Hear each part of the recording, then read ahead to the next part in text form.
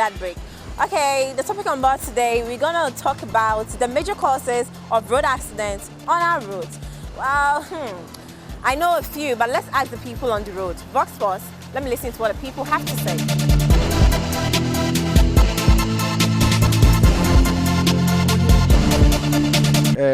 207 is our bus system. I no, no, so no.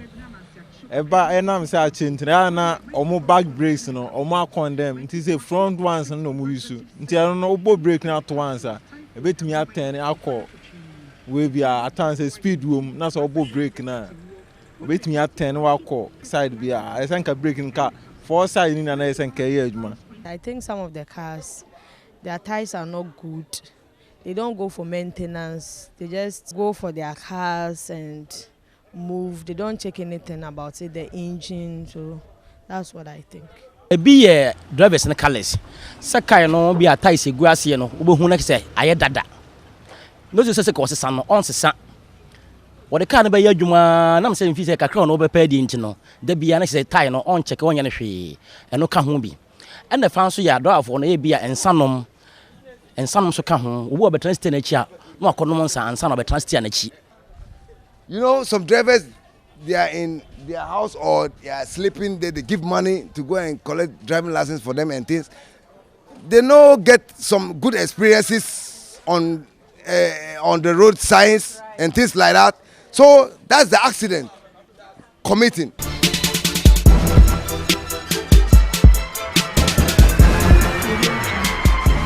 Welcome back from that break.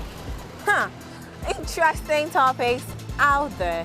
Interesting comments and views out there. Fine. When we step on the road, a whole lot of ideas. That is why I wanted to change the segment's name to Democracy. I mean, in Kofocho, imagine all right. But Kake, my crew and I, we've taken it upon ourselves. Yeah, so we're going to help reduce road accidents in Ghana. So why don't you join us? We're going to road safety. For your safety and my safety. Let's get going to road safety.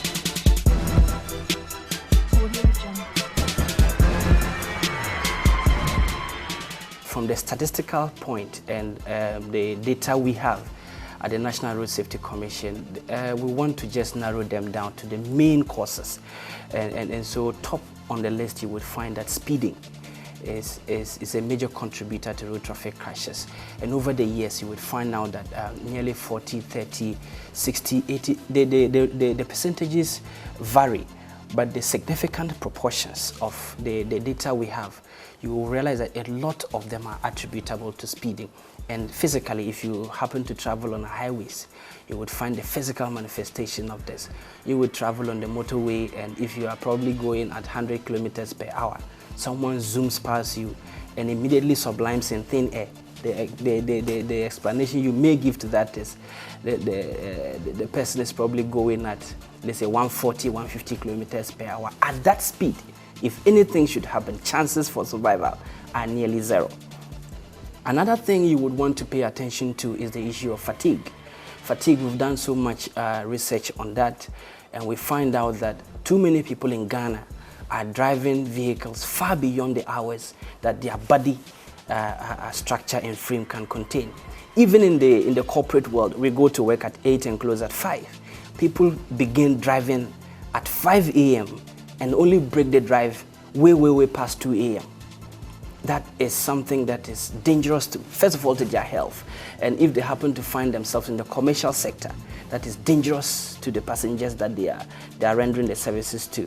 And remember, when you board a public or a commercial transport, it's a contract. It's not a favor that, for example, someone in a saloon car would extend to you. And the contract is for the person to take you from one point to the other safely.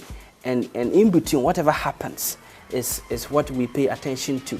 That is why when we come to the issue of fatigue, the Commission pays serious attention to fatigue because the nature of the crashes associated with fatigue are such that you wouldn't want to look at the person twice.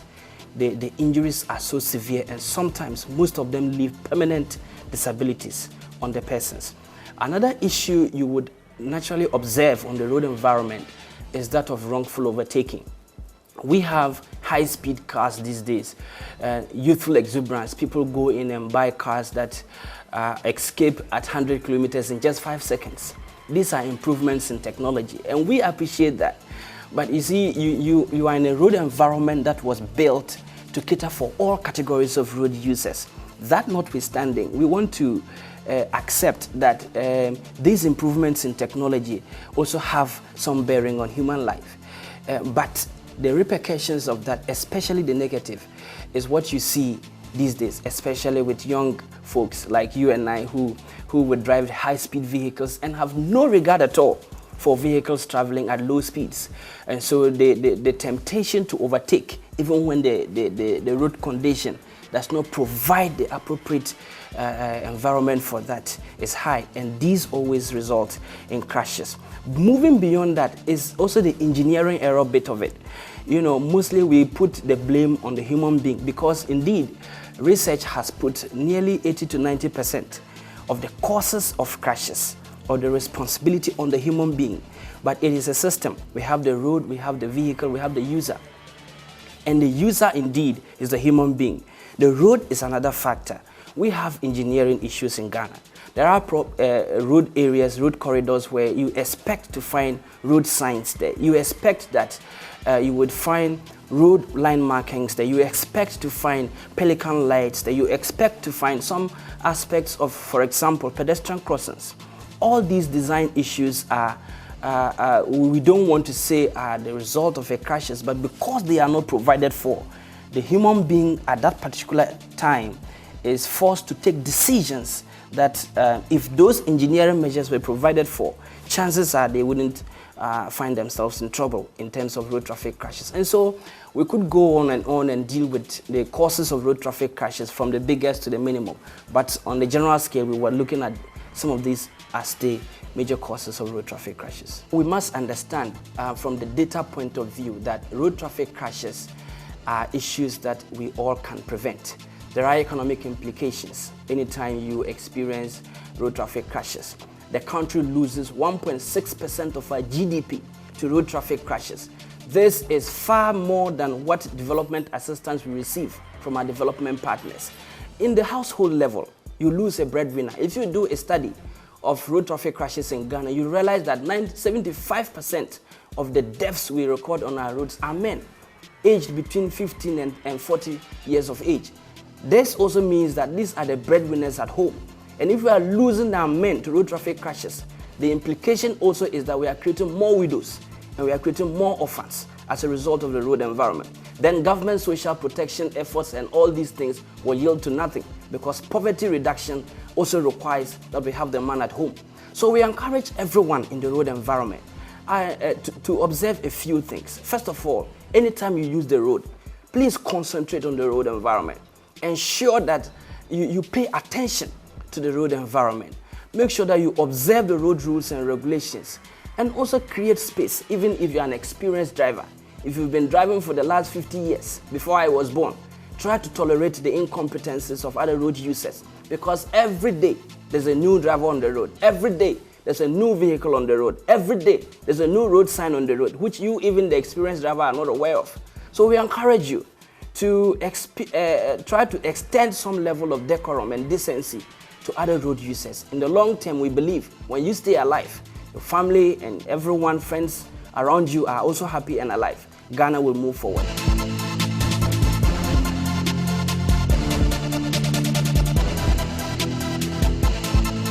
For me, the Kwame Siapel, so more payment on Pana Frame or Chamber. I thought that was a rap doctor, was one a shake, kake, Hannah Como.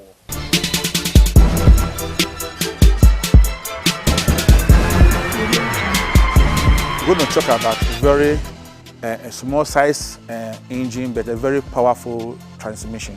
That is Audi A5, which I think not common on our roads, and then Passat 2-liter 2011. First, let's look at the Audi A5. It's only 2-liter with 4-cylinder, but it has 8 speed from ZF from Germany. Now it tells you that when the engine moves, when the engine turns once, the whole vehicle turns twice. That's exactly what it means in the layman language. Where a 4-speed car will take you with a 1 gallon of petrol, this very vehicle will take you the same journey with a half gallon of fuel.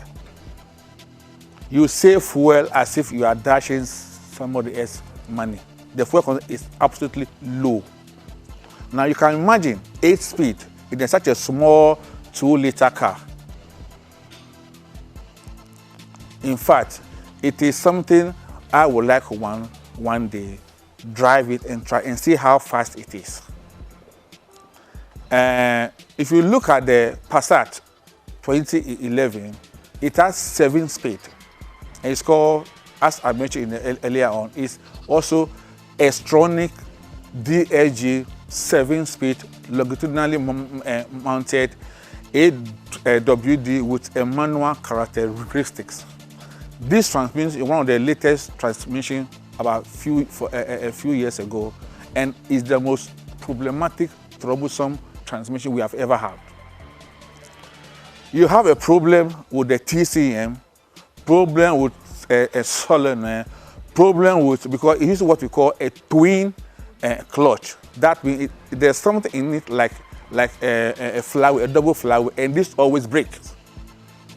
In fact, I've never come across, apart from Moran, I've never come across a problematic transmission like the 7-speed DLG S-tronic. It's mainly used in VW, Audi family. The parts are not even available, and they are twice more expensive than the ZF 8-speed.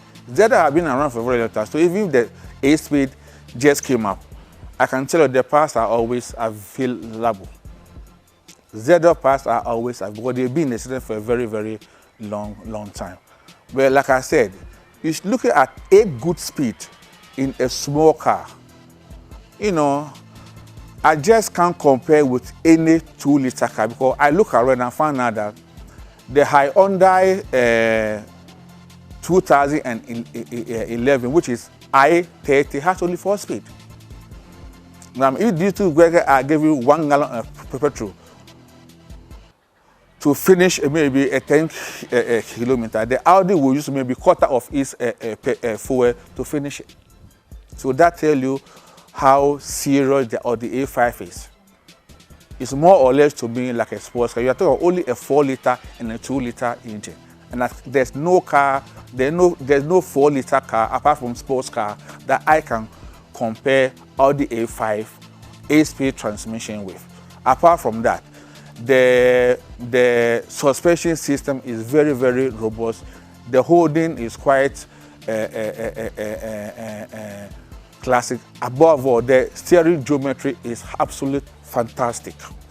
Passat, the only problem I have with the Passat is just the S-tronic transmission. Apart from that, everything at the Passat 2011, everything is fine. The transmission is the biggest disadvantage. To make it more worse, you cannot even service this S-tronic transmission. While the ZF 8-speed is serviceable, you can even choose to what you call calibrate the valve body when necessary. So you see, but don't let that bother you too much. This is a power glide motor. Whenever you have headache, any form of headache with your transmission problem, don't go anywhere. Don't bother yourself. Just pick up the phone, call Power Glide Motors, and we will sort you out, because we dream and swear only in automatics.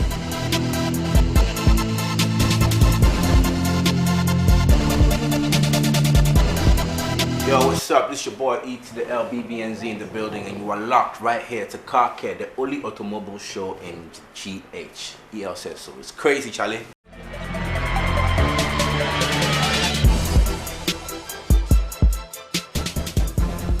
Welcome to the showroom segment on Car Care. Today we are at Dependable Motors, right on the Tesano Road, opposite Tesano Police Station. And I'm going to meet the guy in charge here. We're going to do some chat so that he sees some of the machines happening in town. So join me. Let's look at some of the cars in town. Hello. Good afternoon. How are you? Okay, let's first say Kwame Asante. Kwame, where they are? But some the car we are starting. Nissan. Yeah. Nissan type. Nissan Nissan Rogue. Model bay. 2010 model. Okay, so this is Nissan Rogue 2010 model. Going for how much? This one is going for 56,000. 56,000 Ghana City. Old City is 560 million. Old Cities. Nissan Rogue 2010 model. Well, this is a Camry, it's a 2010 Camry, and they say 43,000 Ghana City. That is the new city, and the old city is 430 million. Old city Camry 2012 model. What you say in engine capacity? You're saying? 1.8. Wow, 1.8 engine capacity. Camry 2010 model going for 43,000 Ghana City. Take me through again.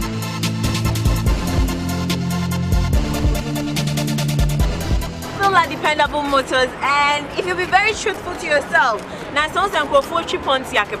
Where say your 206 model, Yeah. Yes, Pontiac 206 model, 1.3 engine capacity. Engine down, so yeah. So young executives, where you at? I have two special cars for you today from Dependable Motors. This is a Corolla. Where say your model when? We're 2004.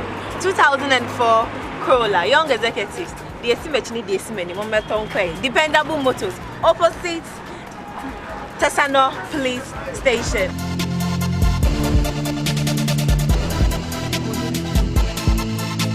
What type of Camry is this? Where typing? We're 2007 model. Wow. Yeah. Wow. It looks very nice. Yeah, you're saying? We 27. Oh my God. Car care, please get this car for me. Camry 207 model. Say 27,000 Ghana City, and that's a 270 million old city. And Pennyphone, this car is really Dependable Motors is dashing me a car. Not my fault. I'm blessed. Let's go again.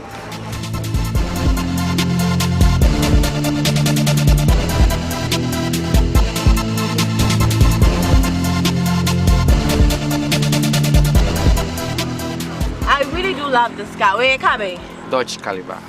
Dodge Caliber. I am not Dodge for more cars. It's really, really nice. Yeah, Dodge, they have some class of cars. Which year? We're 2006. 2006 model, going for... It's going for 250. 250 Ghana City. Yeah. That is like 250 Old Ghana City.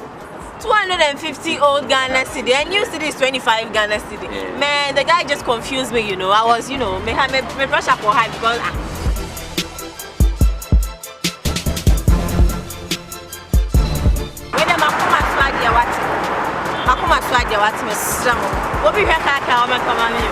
how much is this Benz?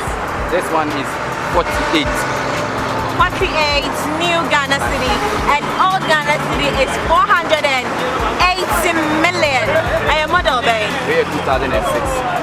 2006 model, though I wanted a 2013 Benz model, but I told me I bad. I know, you know, Sunny baby. So, thank you very much for having time with me. Thank you. Dependable Motors at Tesano, right opposite the Tesano Police Station. Wait, yeah, product of the week. This happens to be the product of the week. Benz 206 model going for 48 Ghana City or 480 million old cities. You're still watching Car Care. Stay tuned. I'll be right back.